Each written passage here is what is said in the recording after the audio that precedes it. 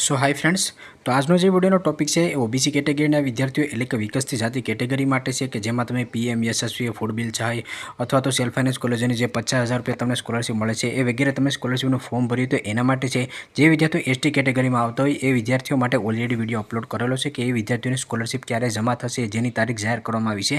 એ video તમને ચેનલમાં મળી જશે. આ વિડીયોમાં આપણે ઓબીસી કેટેગરી માટે જે આજે નોટિફિકેશન ડિક્લેર કરવામાં આવી છે એ જોઈ લઈએ કે જે પણ વિદ્યાર્થીઓ વર્ષ 2022-23ની 23-24ની અને 24-25માં PM Yashasvi post matric scholarship, food bill સહાય, ત્યાર પછી BCK 8 જે ઇન્સ્ટ્રુમેન્ટ સહાય, તમને સાધન સહાય મળે છે, પ્રાઇવેટ કોચિંગ ક્લાસીસ માટેની જે સહાય મળે છે, અને જે વિદ્યાર્થીઓ સેલ્ફ ફાઇનાન્સ કોલેજોમાં ભણતા હોય NTDNT કેટેગરીમાં આવતા હોય એમાં તમને 50,000 રૂપિયા મળવાપાત્ર છે. એ જે પણ અરજી છે એમાં વર્ષ 2022-23, 23-24 અને 24-25 એટલે કે જે પાછળના 3 વર્ષ છે એની માટેની જે પણ વિદ્યાર્થીઓની અરજી છે પેન્ડિંગ હોય તો નોટિફિકેશનમાં એવું કહેવામાં આવ્યું છે કે ધોરણ 11-12થી કોલેજ કક્ષાની જે પણ સ્કોલરશિપની સ્કીમ છે એમાં સ્કૂલમાં અથવા તો કોલેજોમાં જે પણ વિદ્યાર્થી લેવલે ઘણી અરજીઓ પેન્ડિંગ છે, એટલે કે જે પણ વિદ્યાર્થીઓ છે કે જેને ફોર્મ ભરવામાં સુધારો કરવાનો હતો ને ત્યાર પછી છેલ્લી તારીખ પૂર્ણ થઈ ગઈ હતી, તો એ વિદ્યાર્થીઓ માટે વિદ્યાર્થી લેવલે અત્યારે તમારું જે પણ સુધારો વધારો છે એ તમે કરી શકો છો.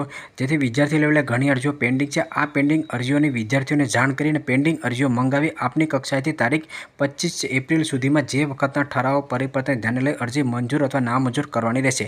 એટલે જે પણ વિદ્યાર્થીઓ છે એને અત્યારે શું કરવાનું છે કે ડિજિટલ ગુજરાત સ્કોલરશિપનું સ્ટેટસ ચેક કરવાનું છે. જો તમારું કોલેજ લેવલે કે સ્કૂલ લેવલે તમારી અરજી છે પેન્ડિંગ હોય તો અત્યારે તમારે લોગિન કરી અને ત્યાર પછી તમારી જે પણ અરજી છે એ બરાબર તમારે કરી ત્યાર પછી કોલેજમાં તમારે એની માહિતી આપવાની છે અને 25/4/2025 સુધીમાં તમારે એ જે પણ અરજી હશે મંજૂર નામંજૂર છે એ કોલેજ કક્ષાએથી સ્કૂલ કક્ષાએથી કરી નાખશે. ડિજિટલ ગુજરાત પોર્ટલ ઉપર રોજે રોજ લોગિન કરી તમામ વર્ષની પેન્ડિંગ અરજીનો નિકાલ કરવા વિનંતી છે. આ જે માહિતી છે એ કોલેજોને આપવામાં આવી છે. જો વિદ્યાર્થી શિષ્યવૃત્તિ વંચિત રહી જશે તેની જવાબદારી જે તે સ્કૂલ કોલેજ આચાર્ય તથા વિદ્યાર્થીની રહેશે. એટલે આમાં સ્કૂલ કોલેજના આચાર્યને જ આપણે દોષ નથી આપવાનો, વિદ્યાર્થીને પણ પોતાની જવાબદારી પૂરી કરવાની રહેશે.